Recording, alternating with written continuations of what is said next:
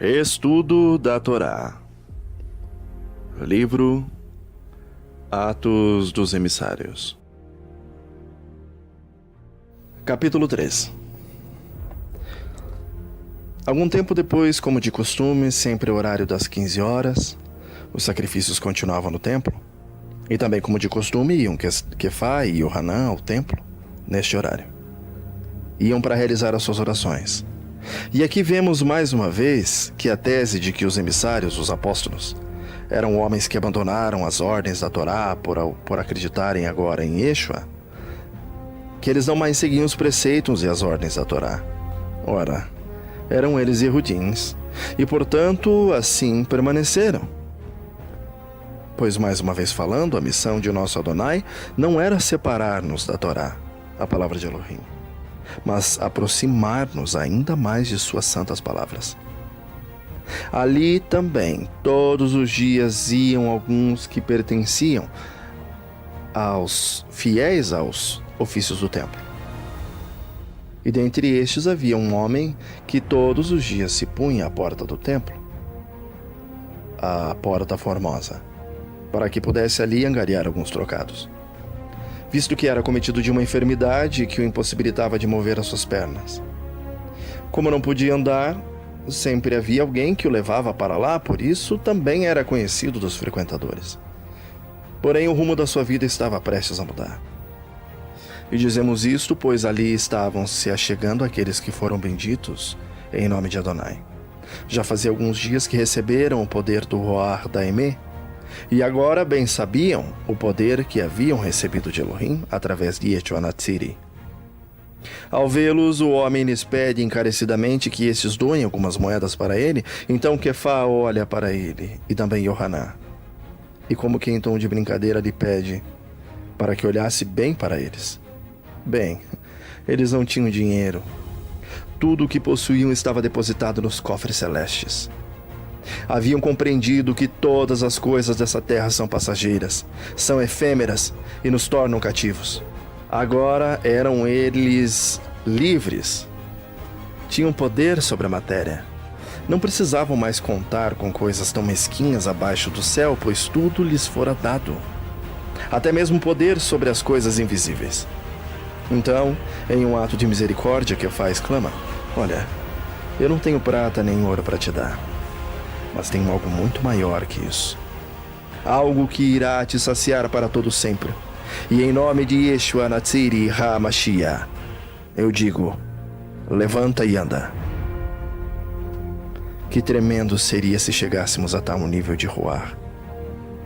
Tantas coisas poderíamos fazer, a tantos poderíamos socorrer. Não haveria mais doentes. As pessoas não sofreriam mais com as enfermidades que hoje as aprisionam. Não veríamos mais pessoas sucumbindo presas à sua cama, impossibilitadas de viver uma vida plena em nosso Criador. Não era esse o objetivo da vinda do seu Filho? Não fora essa a ordem dada por ele, que curássemos aqueles que hoje perecem em leitos de hospitais? Ora, tamanha virtude nos foi dada, tamanha responsabilidade nos foi outorgada, e severo castigo teremos por não cumpri-la. Neste momento, instantaneamente, como que um formigamento sobe pelas pernas daquele homem. Repentinamente começa ele a sentir as pontas dos dedos, começa mais uma vez a sentir a viçosidade juvenil correr em suas veias. Seus joelhos, agora fortalecidos, lhe dão o comando para que em um salto ele levantasse. E assim ele fez. E assim se fez.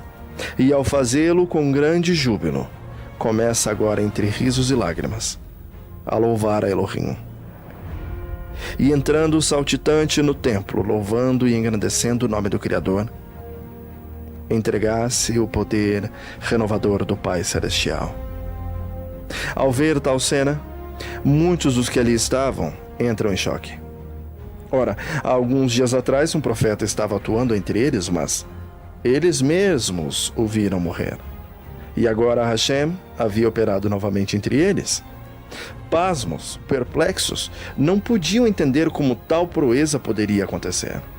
E Kefá e Yohanan, pegando aquele homem, levaram-no para baixo de uma espécie de marquise, chamada de Alpendre de Shlomo. Ao ver que todo o povo estava ali para ver o acontecido, bravamente Quefá, o impulsivo, agora beneficamente falando, fala para com o povo. Muitos dos que estavam ali viram o que havia sido feito do filho de Elohim, e como fora ele injustiçado, injuriado, caluniado, agredido e morto com morte de cruz. Bem sabiam eles que ele era de fato filho de Elohim, pois assim muitos exclamaram quando ele rendeu o ruar.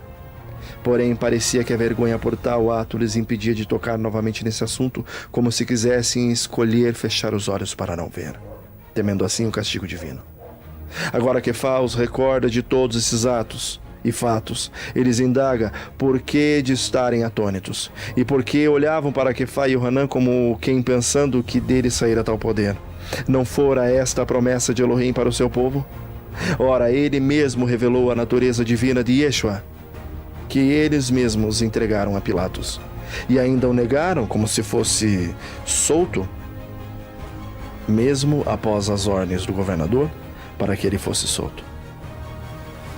Mas eles mesmos negaram o que era Hakadosh et Hatzedek, ou Santo e Justo, e pediram para que soltassem no seu lugar um homicida, condenando assim à morte aquele que é Hassari, Raim, o príncipe da vida.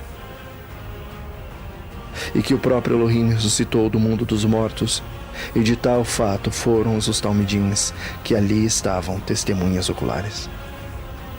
Não fora por eles que tal milagre acontecera, mas pela emuná em seu nome, que aquele homem que ali estava fora curado. E não só isso, mas também fora a ele devolvida perfeita saúde. Agora ficará evidente que tal ação cometida pelo povo e também por seus líderes nada mais fora que uma grande ignorância. Mas não só isso, fora também para que se cumprisse a palavra de Elohim, que fora proferida pela boca dos navios, que o Mashiach devia padecer essas coisas.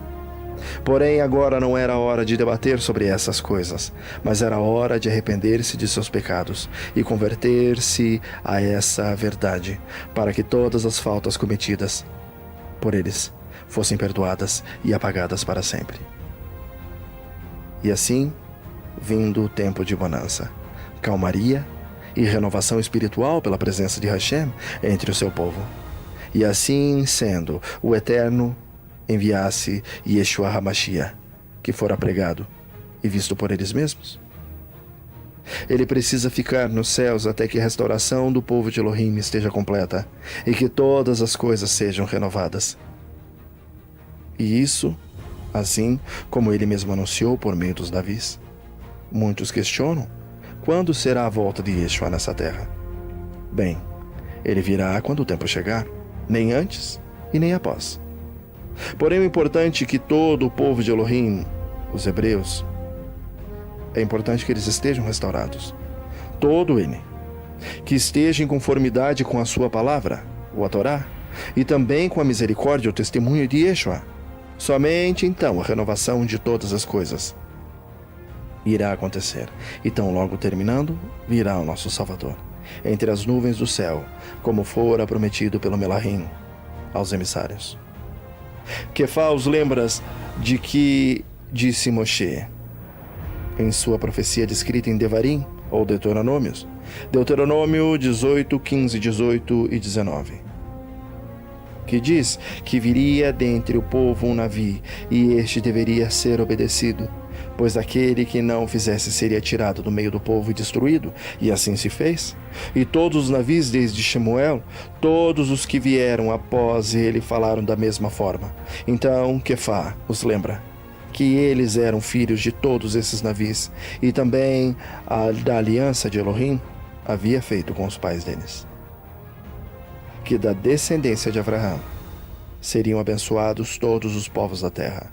Ora, depois que Elohim ressuscitou Yeshua, Primeiro o mestre foi aos seus seguidores para que os abençoasse e por isso podia realizar tais maravilhas. E para que também eles, os Talmidins, tirassem o povo de seus maus caminhos.